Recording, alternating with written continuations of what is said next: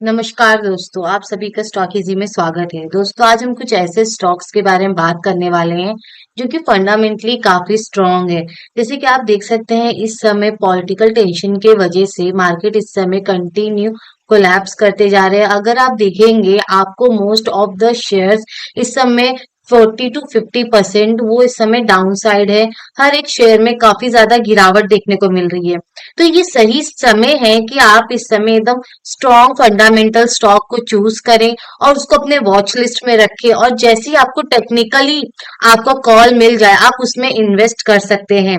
आप हमेशा याद रखिए, अगर आप कोई स्टॉक चूज करते हैं, पहले आप उसको फंडामेंटली देखिए वो कितना स्ट्रांग है, उसके जो फाइनेंशियल्स है वो कितने, उसमें कितना स्ट्रेंथ है, उसके मैनेजमेंट कैसा काम कर रहे हैं, ये सारी चीजें देखें फंडामेंटल्स में। और फिर वेट करिए, जब आपको टेक्निकल कॉल मिल जाए तब आपको वहां पे एंट्री लेनी चाहिए। जैसे कि अभी हम सबसे पहले बात करेंगे भारतीय एयरटेल शेयर के बारे में। अगर आप इस शेयर को देखें तो इसका जो मार्केट कैपिटल है काफी ज्यादा है। इसका मार्केट कैपिटल 12,04,055 करोड़ का इनका ये मार्केट कैपिटल है। और इनका डेट जो है 2,08,010 करोड़, यानी कि अगर आप देखेंगे तो इनके मार्केट कैपिटल के कंपेयर में इनका जो डेट है, जो इनका कर्ज है, वो काफी कम है।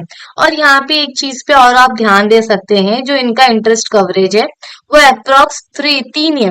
यानी कि कंपनी जो इंटरेस्ट कमा रही है उसके हिसाब से, जो प्रॉफिट अपना अर्न कर रही है उसके हिसाब से कंपनी कितने साल तक अपने इंटरेस्ट पेमेंट कर सकती है, वो चीजें यहाँ पे दिखाई देती है। जैसे कि आप देख रहे हैं, बहुत बड़ा बिजनेस है।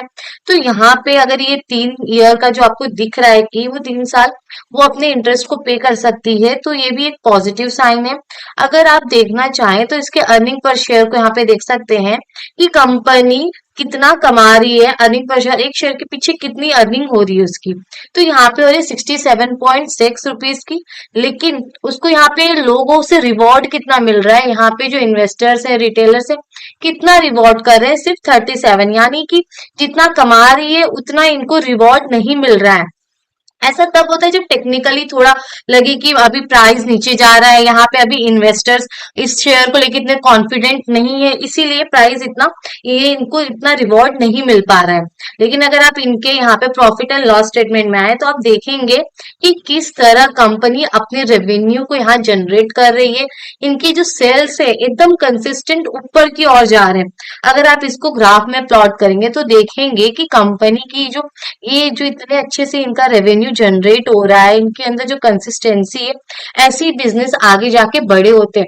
अगर कोई कंपनी ऐसी है कि आज ये बोलेंगे कि 85,000 करोड़ का इन्होंने रेवेन्यू जनरेट किया, फिर कल को 10,000 करोड़ का रेवेन्यू जनरेट कर रहे हैं, तो ऐसे बिजनेस, यहाँ ऐसे बिजनेस जो होते हैं वो सस्टेनेबल नहीं होते हैं। अगर आप इनके यहाँ पे मार्जिन्स को देखेंगे, बिड्डा मार्जिन्स को, यहाँ भी एक अच्छा आपको परफॉर्मेंस देखने को मिलेगा इनका। और जिस तरह इनका इंटरेस्ट, अगर आप देखेंगे, इंटरेस्ट कंटिन्यू बढ़ रहा है। ऐसा कब होता है? जब कंपनी की बोरोइंग्स बढ़ती है। और यहाँ पे इनका डेप्रिसिएशन भी बढ़ रहा है। डेप्रिसिएशन भी कब बढ़ता है? जब कंपनी कंटिन्यू अपने पैसों को फिक्स असेट में यहाँ पे कंटिन्यू डालती हो। अगर आप नीचे आए बैलेंस शीट में तो यहाँ आप देख सकते हैं कंपनी का जो रिजर्व है वो भी कंटिन्यू बढ़ रहा है, यानी इसमें भी ग्रोथ है कंपनी के रिजर्व में। अगर कंपनी बोरोइंग्स कर रही है तो कंपनी के पास रिजर्व भी है। अगर आप देखेंगे तो इस समय सितंबर 2025 में कंपनी का जो बोरोइंग है वो 2,08,010, इतना इनका जो है, ये इनका यहाँ पे वो चल रहा है, यहाँ पे इनका डेट चल रहा है, इतना इन्होंने बोरो कर रखा है। अगर आप थोड़ा नीचे आएंगे तो देखेंगे ये बोरिंग्स करके क्या कर रहे हैं, ये कंटिन्यू फिक्स असेट में इन्वेस्ट कर रहे हैं, कैपेक्स कर रहे हैं। जो कंपनी कंटिन्यू कैपेक्स करती है, इससे क्या होता है, वो नए नए इन्वेंशन करती है जिससे कि कस्टमर अट्रैक्ट होते हैं। ये जो इन्होंने एक्सपांशन किया, इससे ये पता चलता है कि कंपनी काफी कॉन्फिडेंट है। वो जानती है कि आगे इनका जो प्रोडक्ट है और सेल होगा, रेवेन्यू और जनरेट होगा। अगर आप यहाँ पे देखें इनके ट्रेड रिसीवेबल को, तो वो भी एक नॉर्मल सा इधर आपका अमाउंट दिखेगा, कि ऐसा नहीं है कि जो यहाँ पे हिट करे कि ये तो रेड फ्लैग है। ये काफी इनके रेवेन्यू जो जनरेट किया उससे काफी छोटा अमाउंट है यहाँ पे ये। अगर आप नीचे आएंगे कैश फ्लो में, तो कैश फ्लो को जब भी आप देखते हैं तो आपको ये देखना चाहिए, जो इनका कैश फ्रॉम ऑपरेटिंग एक्टिविटी हमेशा ये बढ़ते रहना चाहिए, इसमें कंटिन्यू ग्रोथ होती रहनी चाहिए। तो ये एक स्ट्रॉन्ग और हेल्दी फाइनेंशियल का हमें चिन्ह देता है, यानी कि एक हमें बताता है कि ये काफी स्ट्रॉन्ग है इनका फाइनेंशियल। और नीचे आने पे आप देखेंगे जो कंपनी के प्रमोटर्स है उनकी होल्डिंग दिसंबर 2025 में 48.87 है। अगर यही आप मार्च 2023 में देखते तो 55% की इनकी होल्डिंग थी, जो घट के अगर देखेंगे अप्रोक्स ये यहाँ पे 7% कम हो चुकी है पहले से। लेकिन ये खरीद कौन रहा है, यहाँ पे एक अच्छी बात यह है कि ये पब्लिक नहीं खरीद रही है। आप देख रहे हो पब्लिक क्या करती है, अगर खरीदती है तो जैसे मार्केट गिरने लगता है वो तुरंत सेल करने लगती है, जिससे कि मार्केट में पैनिक क्रिएट हो जाता है, क्योंकि उन्हें इतनी न्यूज़ेस पता नहीं होती, उन्हें पता नहीं होता कैसे रिएक्ट करना है। लेकिन जो इंस्टीट्यूशनल्स होते हैं वो जब खरीदते हैं तो वो यहाँ पे 50% 60% यहाँ पे जो प्रॉफिट के लिए करते हैं, ना कि रिटेलर्स के जैसे कि एक दो परसेंट ऊपर गया प्राइस तो वो सेल कर दे। उनके ऐसा नहीं करते, जिसकी वजह से मार्केट में आपको पैनिक देखने को नहीं मिलेगा। जैसे कि आप देखेंगे जब यहाँ पे प्रमोटर्स ने सेल किया तो इसको बाय कौन कर रहा है, यहाँ पे बाय कर रही एफआईज, यानी एफआईज भी इस शेयर में काफी इंटरेस्टेड है।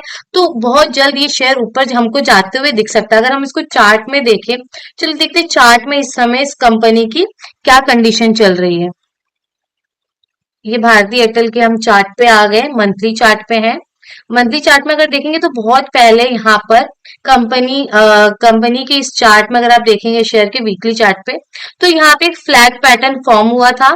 फ्लैग पैटर्न को यहाँ पे इसने जब ब्रेक किया तो प्राइस रिटर्न ऊपर गई थी। अब वापस यहाँ पे एक फ्लैग पैटर्न जैसा हमें बनते हुए दिखा है और यहाँ पे ब्रेकआउट हुआ था। लेकिन यहाँ पे क्या था, ये फेक ब्रेकआउट था, जिसके से प्राइस रिटर्न नीचे आ रही है। लेकिन ये जो यहाँ से इसने अपनी इस रेसिस्टेंस को ब्रेक किया था, अब ये सपोर्ट बन गया है। हो सकता है इस सपोर्ट को लेके प्राइस रिटर्न ऊपर जाए। तो इस शेयर को अपने वॉच लिस्ट में रखिए, उसको कंटिन्यू फॉलो करते रहिए, देखिए कैसा ये शेयर रिएक्ट करता है। अब हम बात करते हैं फार्मा स्टॉक के बारे में। ये है डॉक्टर रेड्डीज। डॉक्टर रेड्डीज के अगर शेयर को आप देखेंगे इस समय, तो इनका जो मार्केट कैपिटल है वो है 1,01,587 और इसका जो करंट प्राइस चल रहा है वो है 1,217। जैसे कि आप जानते हैं गवर्नमेंट फार्मा सेक्टर को काफी पुश दे रहे हैं, तो आप देख सकते हैं कि आगे चल के, लेकिन अभी तो पॉलिटिकल टेंशन काफी है जिसकी वजह से फार्मा सेक्टर काफी ज्यादा, जिसके शेयर से काफी ज्यादा गिर चुकी है। लेकिन थोड़ा सा भी अगर इम्प्रूवमेंट आता है, थोड़ा सा भी कहीं से पुश मिलता है या कोई न्यूज आती है फार्मा से रिलेटेड पॉजिटिव, तो ये सारे स्टॉक तुरंत ऊपर जाएंगे। ऐसा क्यों?